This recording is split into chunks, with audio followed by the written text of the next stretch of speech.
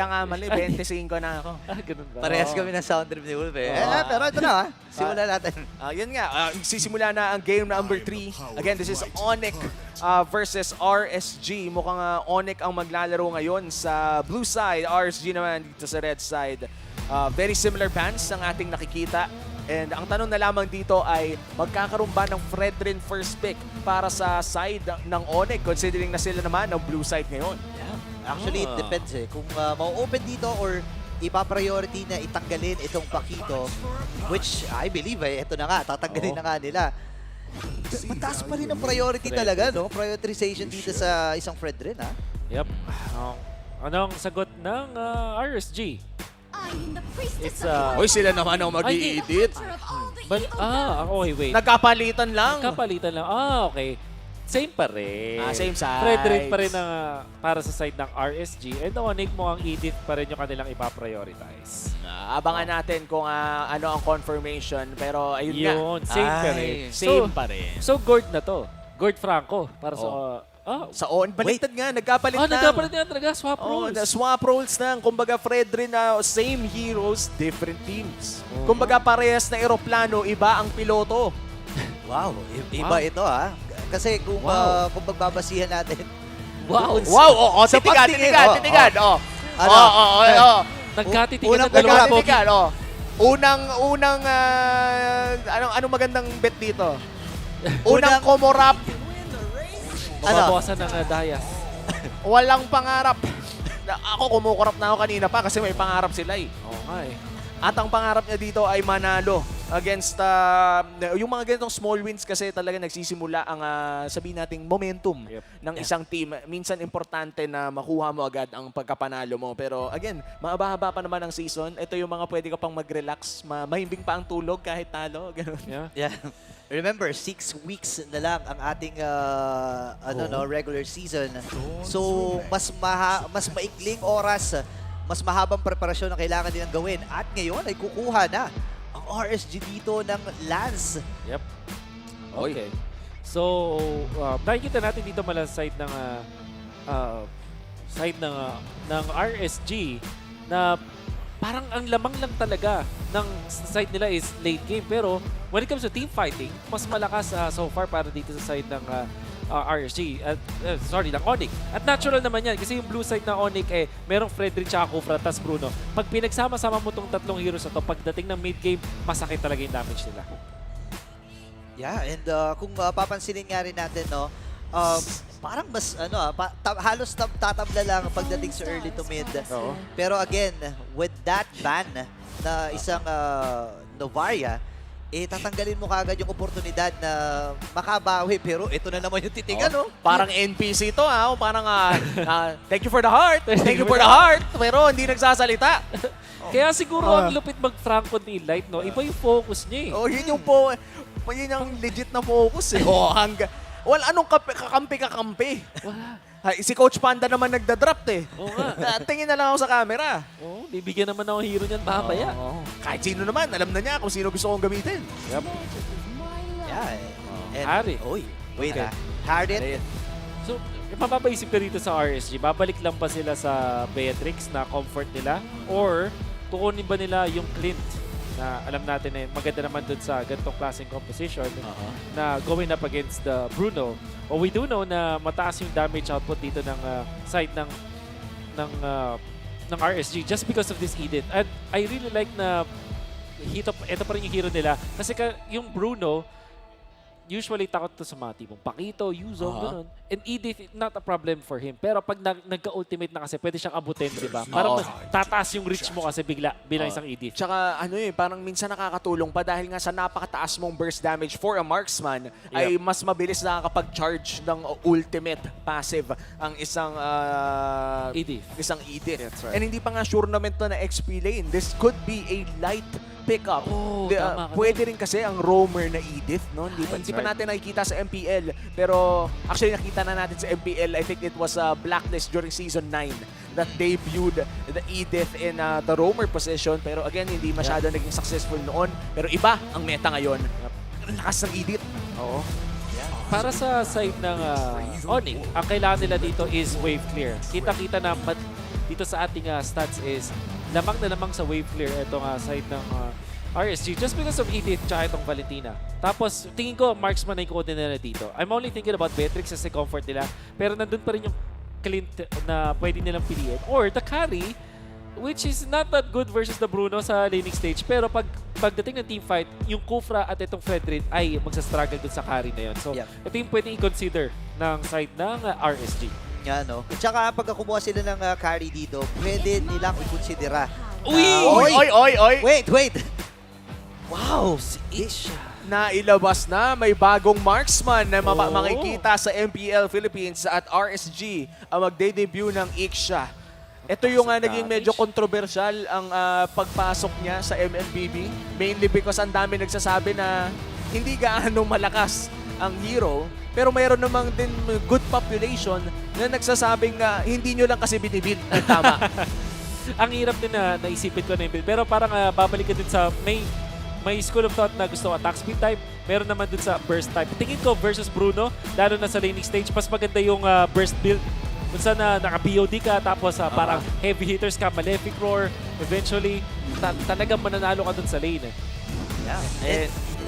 And actually, yung iba sinasabi dito no? Parang tinatanggal mo yung idea ng isang marksman kasi tatayo ka pagka inilatag mo yung inyong ultimate. Pero ito ang ilalabas ngayon ng Onyx Philippines. Ayan na. May pang-abot sila sa Ixia with that Farsa at yung Uranus. Yung Yura ni Lola Gaming. Nailabas, saktong-sakto, no? Nandito sa venue kanina. Sana nanonood siya ng MPL Philippines ngayon dahil makikita na niya ang Uranus in the hands of Onyx. Yep. Wow, parang nag-flashback sa akin ng Season 8 doon. Onyx at Yura. Reynus, no? Dilarski. Pero tandaan, this is Cram special as well. Na may time na nagsastruggle itong si Cram at yung TNC. But when it comes to holding on sa Uranus, kayang-kaya talaga niyang gamitin ito. But it will be answered quickly by Terizla na tingin ko magkakaroon ng free pass sa likod. Saktong-sakto kasi before ma-pick yung Terizla, kulang ng team fight yung side ng RSG. So ito yung nag-fix dun sa team fighting, yung lack of team fight na mula dun sa team fight. Yeah, so kumbaga may pang-abot na sila if ever. Kasi penalty zone, pwede mong isama sa flicker yan And kung clear wave naman ang pag-uusapan, makakadagdag din talaga. Dahil execution strike, isang cast lang nun, ubus ka agad yung mga minions, and sobrang importante nun kapag XP laner ka. Ikaw, Umi, alam mo yun, di ba? Ay, no, ang kinakalimutan ko na nga ngayon Kasi kapag nauuta na ako sa XP lane meta ngayon parang walang patayan na nagaganap. Namimiss ko na yung mga full damage Arlot at mga Benedetta. Pero ito na yon. Winner takes all para dito sa ating game number 3. Pero hindi naman para takes all kasi may puntos na rin naman ang parehas na kupunan dahil nakaasi na sa isa't isa. Tignan natin ang ating mga emblem builds hatid ng FWD Insurance. Okay. So, I believe ito si Eman doon sa Ixia, nag-assassin emblem siya. Hindi pa rin talaga kayang talo nitong Bruno. At ito siguro yung mga problem para sa akin sa pick nila. Kaya naman, siguro sa team fight wise, you can really activate itong Ixia. So much hero damage per second. Pero, ang kapos talaga sa kanila is laning stage. Wala masyadong reach itong hero na to. So, Bruno will still win that matchup. Pero may attempt na naman kagad na gagawin dito ang Onyx.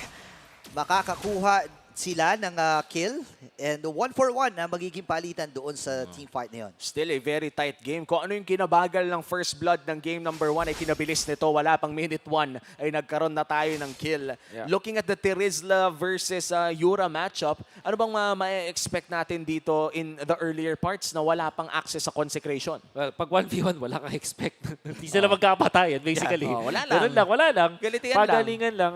Pero tingin ko lamang yung Uranus, kung sakaling lang na magkabaliwan sila, na maging aggressive sila parehas, yung Uranus yung unang makakapatay kasi pwede niyang stackan, kumbaga. Uy, pero ngayon may magpasok na ina-attempt dito si Ryzen. Ay, May flicker sana na Monte. Aba? Yun na yun Yun Yun yung onward flicker, di ba? Oo, yun yung medyo mahirap. Gusto ko rin lang i-defend yung honor ni Light dito. Sige. Mahirap po talagang gawin yun. Ang liit ng window ng flicker onward flicker combo na yun. Correct. High risk yung ginawa niya doon. Correct.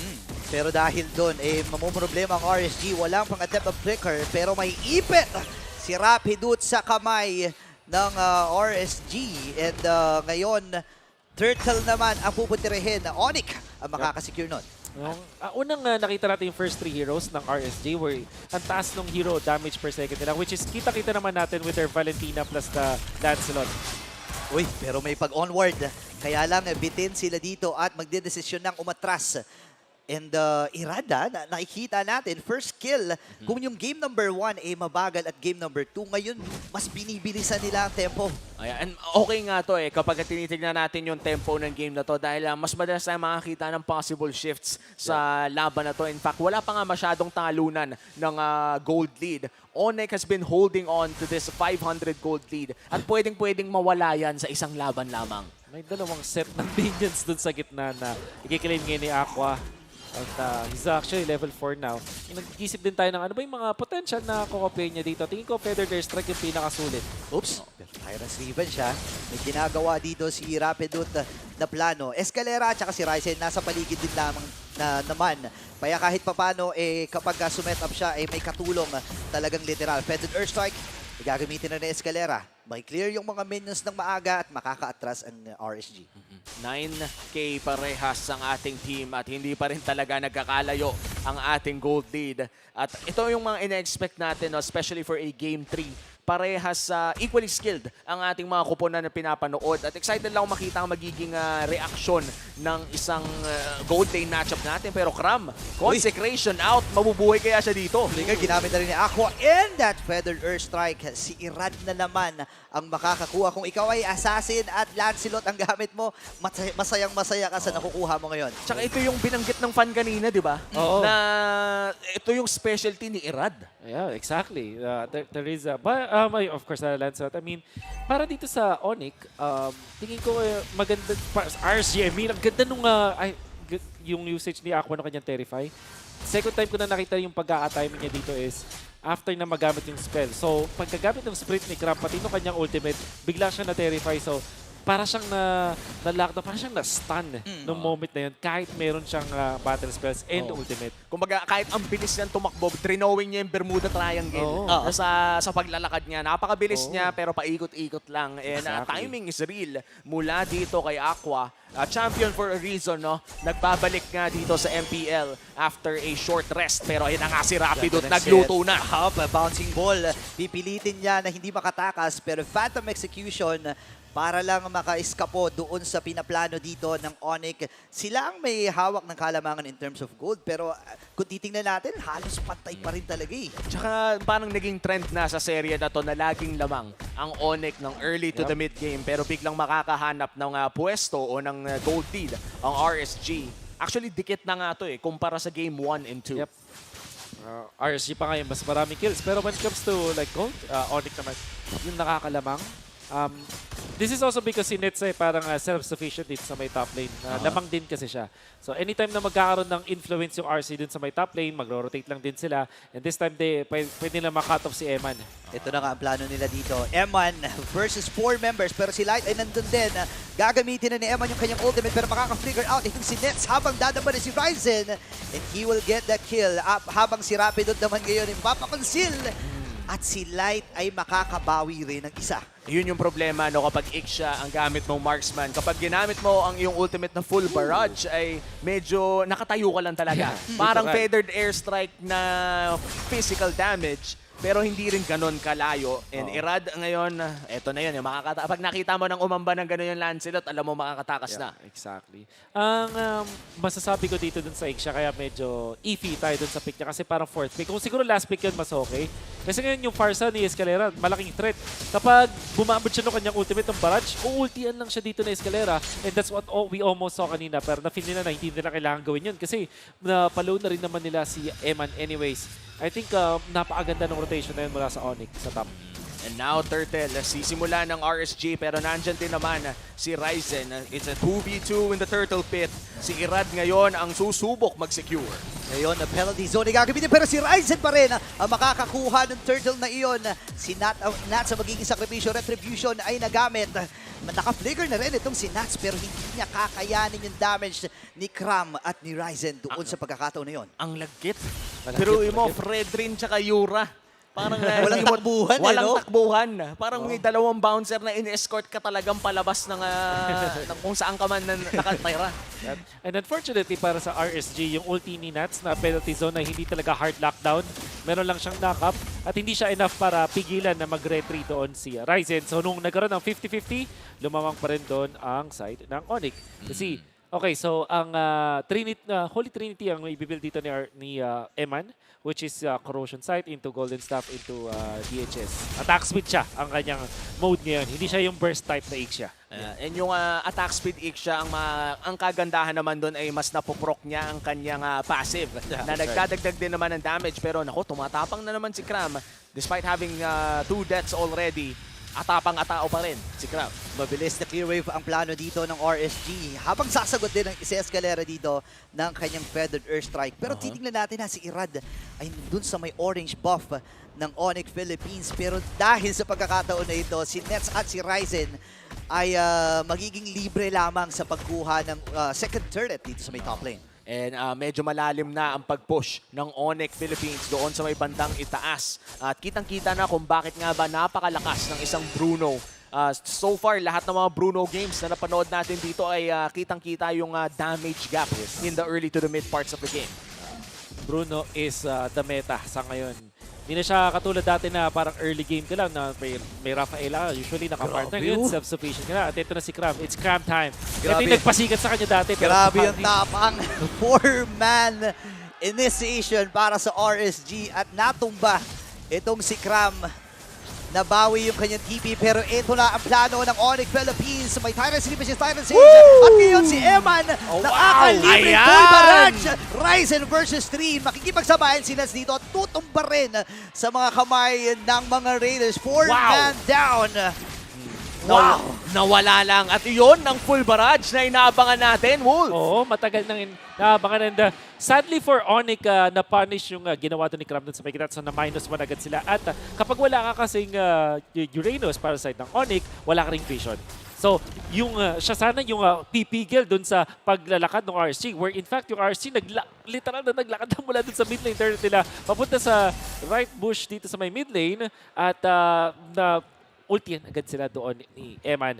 Very unfortunate para sa Onyx na ganun yung pangyayari, but it is what it is. At sakto pa rin may DHS na si Eman, so whoever is left dun sa teamfight na yun, matutunaw talaga. At ito na nga ang first lord of the game, marching sa kamay ng RSG. Mid lane to, pupunta, pero mukhang makakadepensa naman ang Onyx with what they have. May far sa ultimate pa naman, so pakiramdam ko, okay pa. Yeah. Hindi pa to yung tipo na endable, maliban na lamang kung magkamali ng malupit ang Onyx. Pinaplano dito ng RSG at ng Onyx. May Tyrant's Revenge. Pero na-cancel nung kanyang onward habang itong si Rapid ay mamamatay din. Full barrage na gamit na dito ni Eman. Habang si Cram ay medyo late na rin doon sa naging kaganapan. Transition sa bottom lane turret. Most likely mababasag na ito At ang maganda dito no sa isang Ixia, kapag nag-full barrage ka, pati yung first and second skill mo ay upgraded na rin ang range. And may crowd control. Ito yung isa sa mga rare marksman na may may sariling crowd control na parang mini flame shot ang galawan. Yes. And still, ang commendable dito yung spacing mula doon sa side ng RSG na na-activate nila ngayon si Irad. Mukhang ito yung gusto nilang gawin with the Fanny na sa unang mga minuto magpa-farm muna. But eventually, ipapalag pa rin sa second and third turtle. Nakita natin ngayon na inactivate nila itong si Irad. So, mas dependable na ngayon yung kanilang Lancelot. So, I'm not entirely sure kung ano yung build dito ni Irad. Na gano'n ba siya? Tank-silot ba siya? Parang hindi Parang hindi siya... Parang hindi ganun yung laruan ni Irad Parang medyo makunat medyo madami ang HP niya para sa... Maiinis ako kung full damage dyan, tas ganyan kadami HP. Siguro merong bagya. Siguro Guardian's Helm lang. Minsan nauuso yung ganun, no, na naka-full damage ka, pero meron kang isang item na pampa-regen lang o pampakunat lang. Another turret goes to the hands of RSG. Yeah. Actually, napansin ko kanina, no, may sumasabog-sabog. So, baka naka-Thunder's Belt siya dito. Kaya nadadagdagan yung damage na nakikreate na every time na umi-skill siya. So, yeah, I think nagiging effective yung ginagawa ng RSG sa ngayon. Pero magbabago yan paglalabas ng second lord ng ating game. Kasi Onyx, kailangan nilang i-contest to. At yun nga, ito yung the Irad special. Hindi siya nag-Molten Essence. Rekta na sa War Axe. and Thunder Belt. So, Plus the Guardian Helm din. exactly. Oh. And endless battle na malakas na, isa sa mga na-buff na items as of late. Pero hindi mo pa rin siya kukunin na first item mo. Okay, so hindi nag-golden stuff, hindi nag-super trinity dito si Eman. Went for the Malefic Roar. Perfect versus the tank heroes ng Onyx. Kasi itong si Kram, itong si Ryzen, eventually mag-build up ng armor. At meron na siya agad na Malefic Roar na nakaabang. So talagang makakatunaw na ngayon si Eman. Good adjustment na nagmumula sa gold laner ng RSG. Pero ngayon si Rapidot ata ang magsisimula ng play para sa Onyx. Hihilain nila ang Lord ng Bagya pero si Light ngayon na mag-check bush. Ang nakakatakot pala mag-check bush to si Edith, no? Kung may makasalubong siya, rekta balibag. Oo nga eh. Suplex. Alam mong matapang eh, no? Kasi unang onward eh. And yun yung maganda, no? If ever man na may mahuli ka, pwede mo kagad i-German suplex. And sobrang tagal nung duration na aatayin mo, no? Pag nestan ka, kagaya nga nito, makaka-full barrage. Grabe, oh, Itong Yura! si Eman, pero si Kram, napakakunat lamang talaga. At yung Lord, itinutuloy dito ng Onyx. Medyo marami na nga mga ultimates na nagamit doon, even Escalera. Nats! At ngayon, si Nats ay sumetap na nga rin. At yung Lord ay makukuha ni Irad. Irad na naman. And si Eman may papa-flicker din. Walang namatay dito sa Onyx. Si Light lamang para sa RSG. Pero Lord ay nasa kanila. Sakripisyong play mula kay Light as we head on to a short pause. Konting troubleshooting lamang pero RSG may nakuha silang big objective with Irad securing it with the retribution. Yeah. Pero may 5 miyembro ang Onyx. Magagamit kaya ng RSG ang Lord na to? They have a good sieger kasi meron sila ng Ixia. Kaso nga lang, yung Farsa, tingin ko siya magiging critical dito kung paano nila dedepensahan. With Onyx, nakita natin na pwedeng gamitin yung Farsa against the Ixia kapag may barrage. However, parang hindi ganun ka-coordinated yung kanilang plans dito. Parang masyado na-advance minsan ito si Kram. So which means na hindi siya nasusuportan yung teammates. Eventually, nabuhay dito si Kram dun sa pagiging aggressive niya pag-check ng mga push. Kaso nga lang, wala na silang pang vision afterwards. So tingin ko mas kailangan i-refine ng Onyx yung paggamit nila dito sa Uranus. Yeah. Actually, sobrang laki ng importansya no, ng mga XP laner pagdating sa Lord dances. No? Kasi, again, kailangan mo ng vision, kailangan mo ng mangpupoke doon sa jungler ng kabilang kupunan. In this case, tank si Lord naman ito. So, kahit magsuntukan itong dalawa, kakayanin pa rin i-regen na ni Irad. Pero kasi, kung iisipin mo, no, yun yung natural na kailangan gawin talaga ng XP laner. And kapag napapalalim ka, may oportunidad dito ang kupunan ng RSG na i-take down ka kagad. And yung 3-man penalty zone na ginawa ni Nats in that Lord fight, naging crucial din sa pagpapagulo ng retry na manggagaling sa kamay ni Ryzen. So overall, that was a great take mula sa side ng RSG pero mukhang nagkaroon ng maikling laban sa mid lane. Si Escalera ay kamunti ka ng mamatay at magmamarcha na nga ang Lord. This is a Luminous Lord sa kamay ng RSG sa may bandang itaas. Nagamit niya na rin yung Winter Truncheon niya. So may idea dito ang RSG na medyo bababa yung survivability ni Escalera sa pagkakataon nito. Kaya napilitan siya na umuwi na rin kagad. At kasama na ngayon ng RSG ang Lord sa may bandang itaas. May pag-attempt sila na pagkuha dun sa purple buff. Pero naging successful pa rin si Ryzen na kunin ito. Lord nasa itaas at nag-aabang lamang ang RSG ng malaking engage para tapusin ang larong ito. Pero pa sa Onyx, meron naman silang pang wave clear, no, Wolf? Yeah, they do have. Meron silang Farsa, meron silang... In a way, yung Bruno, parang okay naman yung range niya, pero you don't wanna mag-stay din sa in front. Tapos pwede kang mag-cut ng minion wave, katulad ng ginagawa dito ni Kram. Ang mahalaga lang dito is wag siyang magpapahuli. Nats, umaamba. Si Rapidot ngayon ay nagamit na rin ng bola. I-clear na ng Onyx Philippines ang Lord pero mukhang gusto pang umisa ng RSG in the mid lane. May empowered minions pa naman pero yun na ang huling problema ng Onyx pero mukhang delikado ang lalakaran nila. 4 na katao Nats. Might go for the engage pero poke lang kanyang gagawin. Umaambamba si Nats dito. Alam niya kasi na kaya niyang i-sustain. Kaya niyang tibayan yung kanyang loob para saluhin yung mga damage na magagaling dito sa Onyx. Pero Rapidut, naispatan na kagad dito ni Nats. So mapipigilan yung pinaplano ni Rapidut na sa additional setup para sa RSG. Reset para sa kanila. Malinis. 1 inhib down para sa side ng RSG. Wala silang pinilit, wala silang ni-risk. And I feel like that is the smart and safe play. Yeah. Yun ang tamang diskarte dito para sa RC. Specifically sa RSG, alam naman natin, after 1 and 2 games, game number 3 versus Onyx, alam mo na, slow dancing in the burning room talaga ang RSG. Maghihintay lang sila ng alam, whether ahead, whether behind, papatagalin nila yung laro. Tingnan natin kung gaano nga ba katagal ang laro na to. Consecration na gamit na rin ni Cram. Ito yung tipo na para lang ma-reset yung passive. Bababa na lang naman ang cooldown ng Consecration pagpasok ng late game. And we're already 16 minutes in. Ang sunod na Lord na lalabas ay still a Luminous Lord. 18 minutes pa lalabas ang ating Evolve Lord. Ang tanong na lang ay baka magkaroon tayo ng Lord Dance na aabot na naman ng lagpas 2 minuto.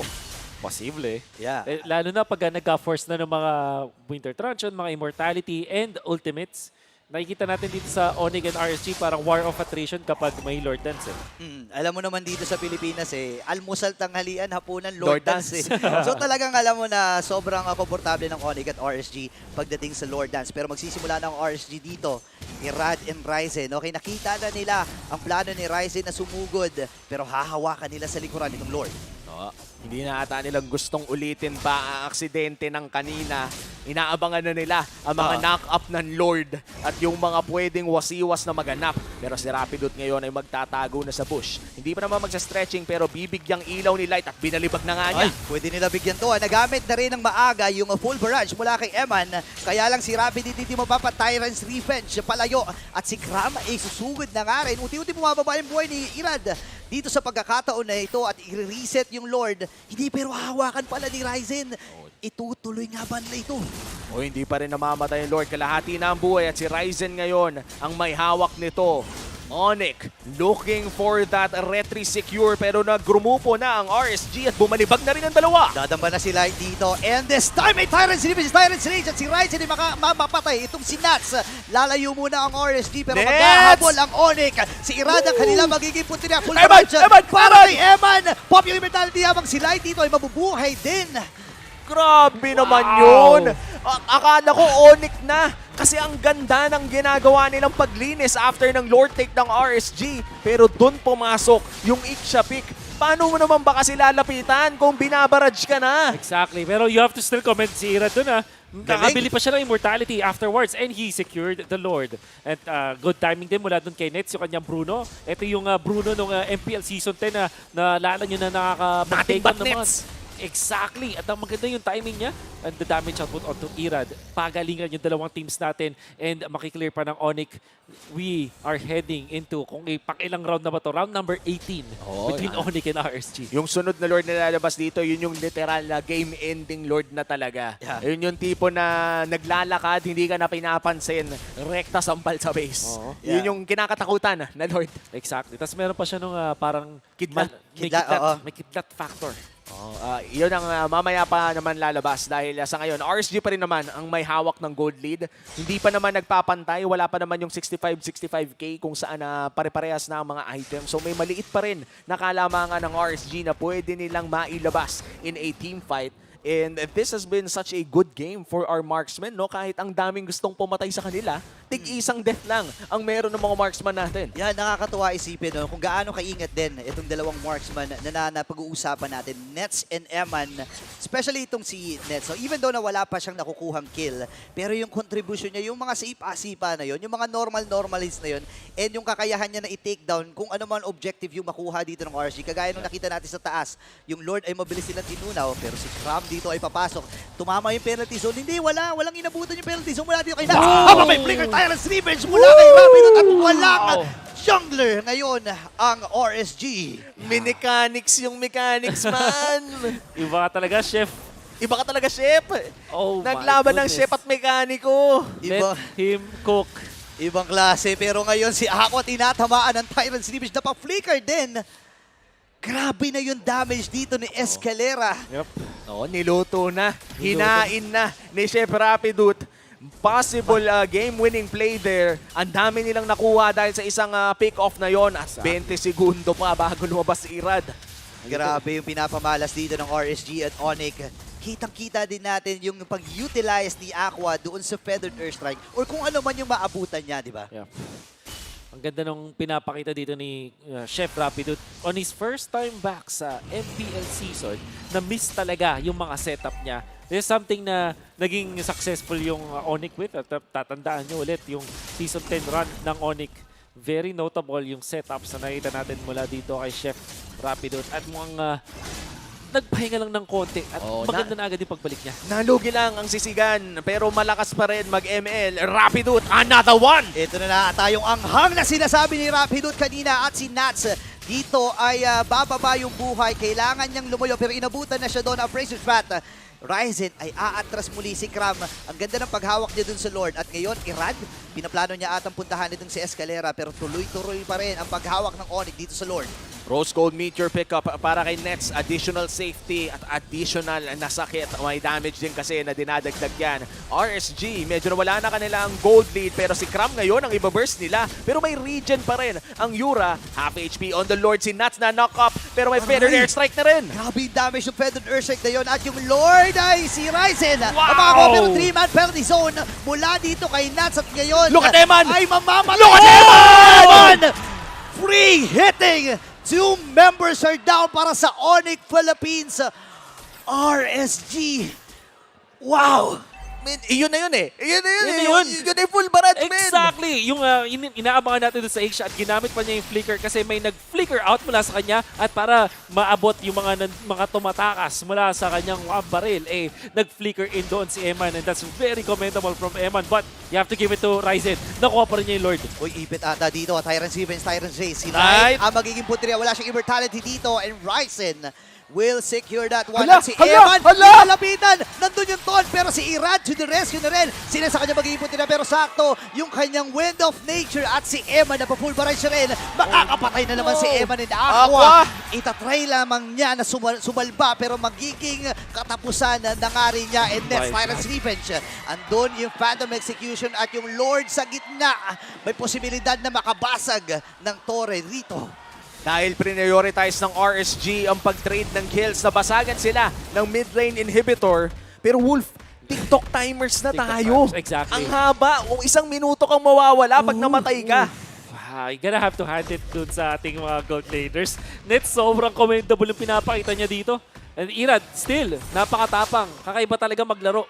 Itong si Irad, nakita natin na sinusugod pa niya doon si Nets kahit alam natin low doon yung Bruno pero pag ikaw talaga tinamanan ng 2 bola ni Nets ng isang Bruno, mapapatumba ka. And hindi naman to kasi full tank build mula doon kay Irad kaya madali siyang mapapatumba. Tingnan mo yung ginawa niya dito though, very commendable. Pero pag after niyan tumalon, lugi agad siya. Yung mahalaga dito is napigilan niya si Nets na pumwesto kaya naman nabuhay si Eman doon sa laban na yon. And Nets in this game, makikita natin na tahimik lang ang isang Nets. Pero yung laro niya dito, yun ang nag-iingay para sa kanya. In Onyx Philippines, they hold a 1.5k gold lead pero hindi na nagmamatter ang gold lead in this part of the game.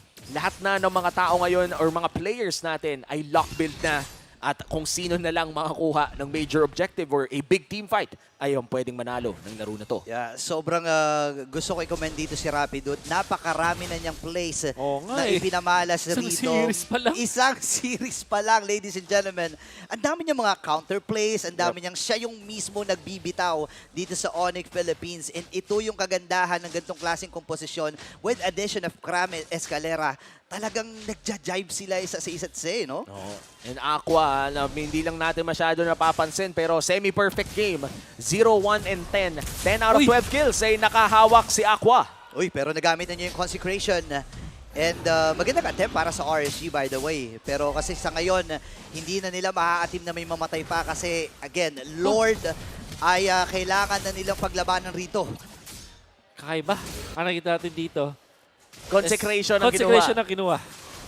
Malay, paano yun, di ba? Parang nagre-regen ka, hindi ka mamamatay. Immortal Valentina. Yeah. Interesting. Kaso That's all I can nakukopya say. din ba ang passive? Hindi. Ang alam ko, hindi. Hindi po. Titignan na lang natin kung ano nga ba ang mangyayari sa ninakaw na consecration dito ni Aqua. Pero ngayon, Lord ay sisimulan na muli ng RSG. Mahaba-habang Lord dance na naman to. Mahaba-habang sayawan na naman. Kaya Burrito, kumusta naman ang buhay mo? Maganda ang pwesto ni Light dito. Kailangan mag-ingat ni Escalera kasi any moment ay pwede siyang talunan. Available pa rin yung flicker ni Light dito. Wala pa tayo nakikitang magagandang Earth Shotter mula sa kanya. Eh ngayon, ang Irad, hawak pa rin itong Lord. Oh, kahit hawakan niya yan hanggang bukas, magre-regen lang ang kanyang HP Ayan Light! na! Ito na yung Flicker Earth Shooter. Rapid Dude. Mapapa-flicker na yung Tyrant Receiver. Siren changing yung Eman. Fred mula kay Escalera. Mapapalayo muna mga members ng RC Pop. Yung mga Immortality Bang! lahat, si Light meron pa rin. Ngayon, susugod na si Irad. That's his Mamamatay gun! yung main damage dealer dito ng Wow! Onyx. 2-man down. Kailangan mag-atrasan muna ng mga Sonics. Here comes si Rad! Susugod na ang Raiders. Kailangan na nila patumbahin yung Torres sa may bandang gitna. Lord is up. Pero parang hindi na ata nila pupuntahan yun. 3v5 scenario. Tatlo lang ang dedepensa para sa Onyx at wala si Nets at Ryzen. Ano ang kanilang gagawin? Si Rapid Dude, mapapa-bouncing ball. Kailangan nila pigilan pero Winter Truncheon kagad. Habang si Escalera ang pinuntahan. Winter Truncheon din ang kanyang isasagot. Pwede sila mag-face lock dito. At yun na nga ang ginagawa ni Irad. At ang mga Raiders ang makakakuha nito. And that winning moment is brought to you by our official sponsor, FWD Life Insurance. Nag-init ang serye na to at nag-deliver ang mga nangako sa atin sa mga pregame na magandang laban ang ating mapapanood. And then, RSG. Woo! Mechanics. Mechanics. Minikaniko, Limoniko. Pero masasabi natin dito sa Ixia, para siyang mas magandang version ng carry. Mas late lang din talaga. Hindi ganun kalakas mo na early stages. But in the end, yung kaya ako nasabing siya yung mas magandang carry kasi carry is an anti-front to back composition. At alam naman natin itong Fredrin, usually yun yung gusto mong gawin na meron kayong front to back composition. Doon sa huling Lord fight, hindi man naaabot ni Ixia doon si Nets. Ang napatay naman niya is yung tatlong members agad. So siya yung nag-deal ng damage with his ultimate. At ang ginawa lang dito ni Irad, hanapin lang si Nets. At in fact, he was able to find it. Napakagandang composition at idea mula dito sa RSG and the execution was there as well. Pero you have to commend the Onyx Philippines. Grabe itong series na to. Oh, grabing series. Ang daming highlights na babalikan. Good luck na lang sa paghimay niyan, Mabaya Wolf. Kay Rapidot pa lang, solve ka na. At ano pa kaya kung sa RSG pa mapapanood dahil ang dami din na highlights. Palakpakan din natin ang Onyx Philippines sa kanilang debut game dito sa MPL Philippines S12. Talagang mainit nga ang hain ni Chef Rapidot in this series. Pero ang ating victors of this match, of course, is RSG Philippines na nakita na natin may mga bago ding bigay. Napagord na, napaik siya pa. Yeah. Bruno. Wow. And yung Edith na priority. Saan ka makakita ng isang series na lahat ng Edith pick ay kinuha ng first pick ng red side? Ganun ka tindi ang ating metagame ngayon. Yeah. Kumbaga prepared na prepared ang ating mga teams din. And Edith, I do think, matagal na akong believer ng Edith eh. Ito na yun eh, parang nung bagong labas pa lang, naisip ko na Edith talaga, Edith Oo. eh. Pero ngayon, ang saya ko, nakikita ko na ito na yung bagong bene ko, hindi ko na kailangan mag-isip. Second per skill, tapos ulti, auto, ganyan. Ganun. Huwag yung clip din ha. Kasi kung iisipin mo, sobrang tagal ng crowd control niya. Andun yung onward, Earth Shooter, pwede mo bang pagbalik-balik na rin yung combo na yon, di ba? And kapag na full stack siya, kapag sumalo na siya ng maraming damage, may DPS pa, di ba? Nakabase pa sa HP yung damage. Yun yung legit na higanti ng api. Ah. Yung aapihin mo, tas makakahiganti, no? And si Light, na pag-usapan natin kanina, no, parang si Rapidot ay talagang nakita nating highlight after highlight. Pero ang sabi ni Light doon sa dulo, isang highlight lang kailangan ko. Flicker, Earth Shatter, at bang! Nakakita siya ng opportunity to open up the stage para kay Irad at Eman. And speaking of open up, ang isang bagay na nabuksan sa atin ngayon is yung classic na Irad versus the Ryzen matchup. Parang syempre, may masasabi natin, maraming mga malulupit mga junglers out there. Nandiyan si Cartesi. Pero specifically between Ryzen at itong Irad, parang buong 3 series, nagpapagalingan sila. And also, nag-iisip sila ng way para i-outplay yung isa't isa. They're trying to mirror yung playstyle ng bawat isa. And, nakita natin yung last game na yun. Kahit yung losing team na Onyx and Ryzen being on the losing side as well, maganda pa rin yung kanyang performance going up against Irad this game. Ang ganda nung kontrapelo nung dalawang junglers natin. At ang maganda dito ay may setup na tayo para sa sunod nilang pagkikita. Dahil babalikan natin to, may second cycle tayo ng mga matchups at napaka-exciting makita ang part 2 ng matchup ng Onyx at RSG dahil sa na-set up natin na 3-game series. And wow, nakita tayo ng 2-0 kaninang umaga. Ngayon naman 3 games at umabot pa tayo ng 28 minutes doon sa isa. At siguro, bagong record, hindi po kami sigurado dito na 8 minutes 30 seconds bago tayo nakakita ng first blood. Ganun Yeah. katagal eh. May ano eh, kumbaga may kinokontrol silang tempo dito. Feeling ko planado naman yung mga naganap na yun. Yeah. Dahil I think alam na ni Coach Panda kung paano Yeah. pagaganahin yun. Game number 1, magtataka ka bakit ganito sila maglaro eh meron silang Fanny. Totoo. Yun pala, ito na pala yung new face ng RSG. Papagalan. Oo, kumbaga, It's kung what it is. mula death ball, ano lang tawag ngayon? Hindi ko alam. Ano Kasi nga kung ba? hindi ko rin, ano ba yung mabagal pero masakit?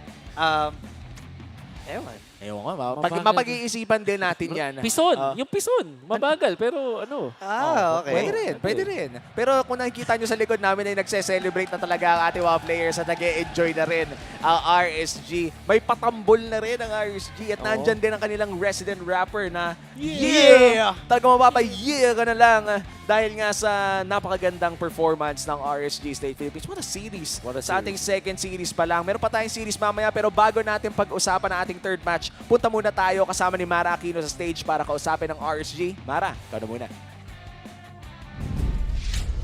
Thank you, casters. All right, everybody, GG.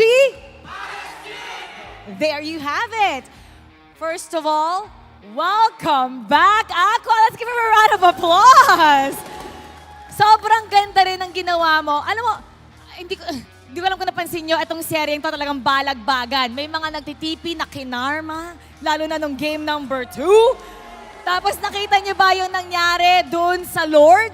At dahil sa ginawa mo with your Gord, by the way, the return of Gord also sa MPL, Naisu will be very proud of you. Naisu kasi ang galing mag-Gord din eh.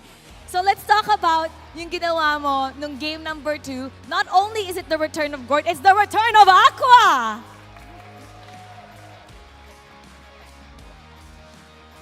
Ano po?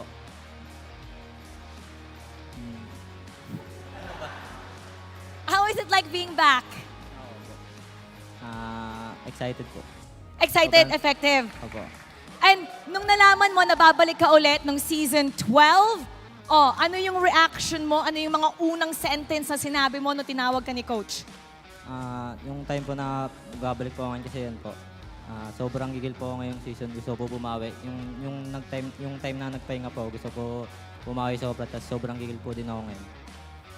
Si Aqua, lagi talagang silent yan, but very efficient and effective. Let's give him another round of applause. Welcome back. We're really glad to have you back. At may napansin din ako, Nats. Nats, come on over here. Makunats! Hindi ko alam kung narinig mo, may nag-rap dyan tungkol sa'yo kanina eh. Last season, you were very quiet, very serious. Pero this season, nakita niyo ba yung player entrance ni Nats kanina? Ibang energy. We can tell you're really confident, may movement. What's different with Nats ngayong season 12? Para sa akin, ganun pa rin po eh. Ganun pa rin po yung moral ko, tapos pag-ugali ko, ganun pa. Basta, hindi ko ma-explain eh. Basta, Pero mas lumalabas yung kulit mo ngayon. What is it? Is it because ano po? nandito na ulit si Aqua? Like, what is it? What's happening? Parang ganun na rin po, tapos yung sa kaninang game namin, sa laban namin kanina sa Onyx, wala eh, medyo mainit eh, kasi natipi sila eh. Tapos yun, doon ako sumayaw sa'yo. Sorry sa pagiging weird yan. All right. If you can share kung ano nga ba yung pinagkaiba ngayon ng RSG.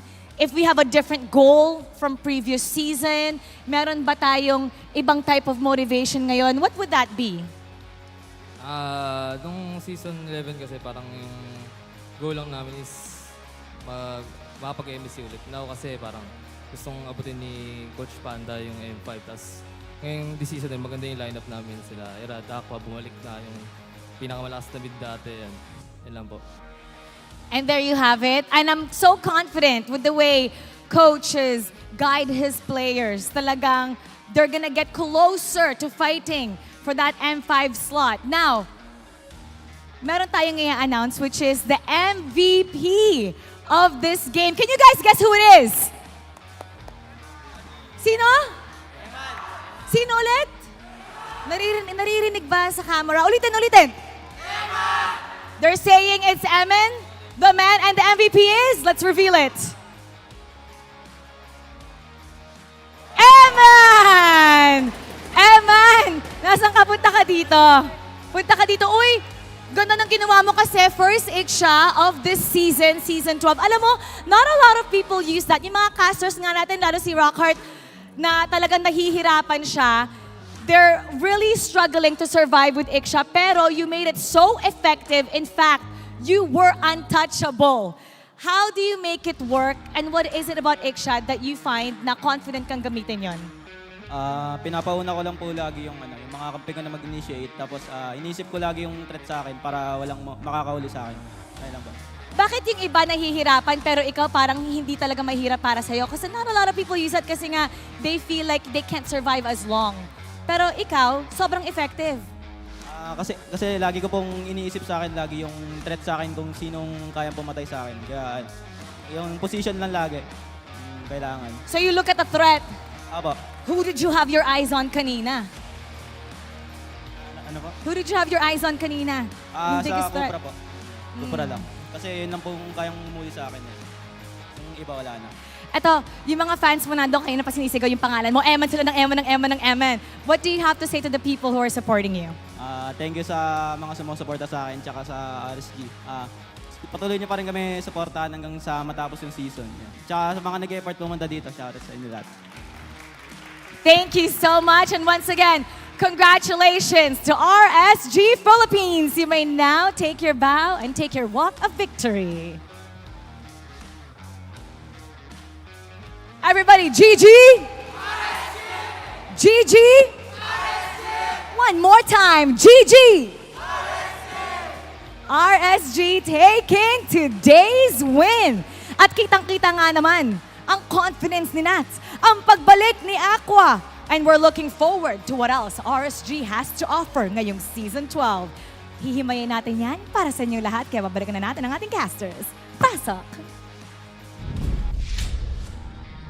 Maraming salamat, Mara, for that wonderful interview kasama ang RSG. At nagustuhan ko talaga yung sinabi ni Eman doon. Tama nga naman. Yeah. Para safe ka, paunahin mo yung mga kakampi mo. Exactly. At isa sa mga favorite parts ko sa mga interview, kapag yung mismo mga players nire-reveal kung ano yung nangyari sa game, so napapadali ang trabaho ng analyst. Dahil literal na ganun nga nangyari. Pag walang threat, no problem at all para dun sa Iksha. At tinitignan nga talaga si Rapidut for that entire time. And siguro kung marksman tayo, no, iniwasan talaga natin yung mga ganong klaseng ano. Pero ngayon, hindi natin iiwasan ang analysis ni Wolf dahil kailangan mo i-breakdown ang ating game number 3. Wolf, ikaw na muna.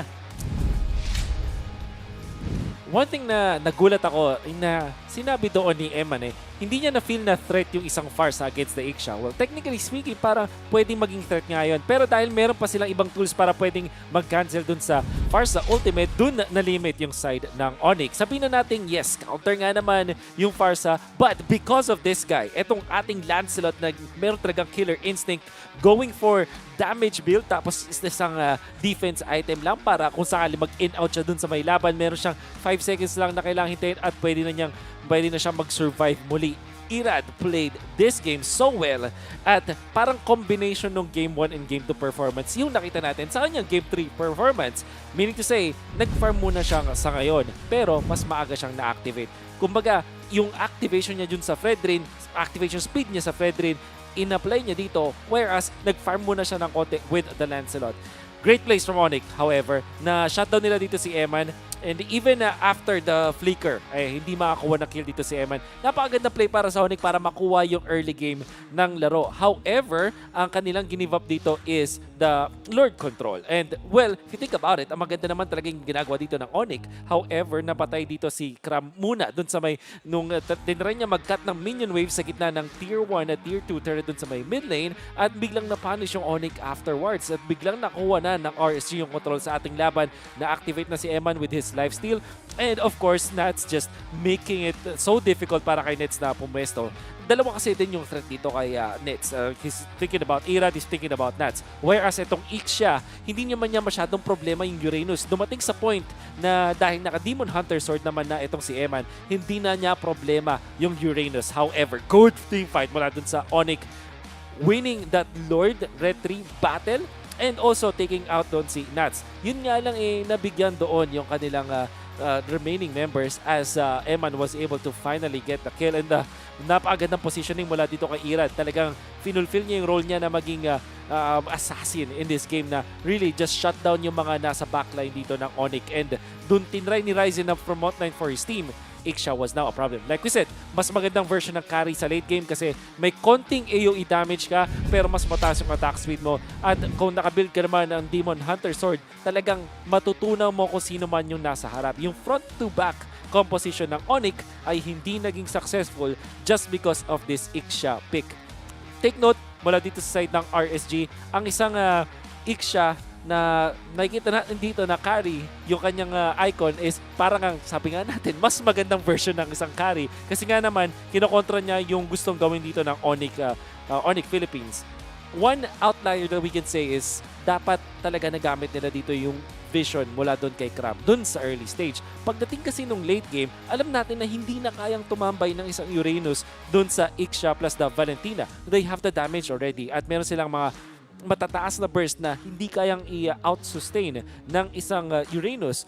There were some weird decisions mula sa Onyx dun sa pag-utilize nila ng Uranus na masyado siyang malayo dun sa kanyang mga teammates. Kaya nga naman yung RSG ay nakapag-take advantage pa ng mga ganong klaseng situation. In the end though, yung Onyx nakabawi pa rin. Biglang nabura yung lahat ng ginagawa ng RSG na lead in the early stages dahil yung Onyx magaling talaga to fight. At sobrang notable din dito ng Lord Dances mula dun sa Onyx. Kahit nung Game 1 and Game 2, I think sila yung mas stellar, yung Lord Dance. Game number 3, nalugi lang talaga sila doon sa early stage kaya hindi nila makontrol necessarily yung Lord at napushan din kasi sila sa may top lane ng kanilang inhibitor kaya yung minion wave management nila hindi ganun kaganda. But overall, ang rating natin dito sa Onyx Philippines, despite their loss, meron na talaga silang identity and that's setup mula kay Rapidot as well as controlling the early game and then massive wins doon sa kanilang Lord Dance. Napakaganda ng kanilang pagka-control doon sa Lord. However, RSG, ang kanilang, ang pwede na natin sabihin sa kanila ngayon, sila yung control kind of team. In a way na maghihintay talaga sila na tumagal yung laro. Papatagalin at papabagalin na yung laro tapos sila na yung malupit doon sa late game where they are the masters of. Ang ganda nga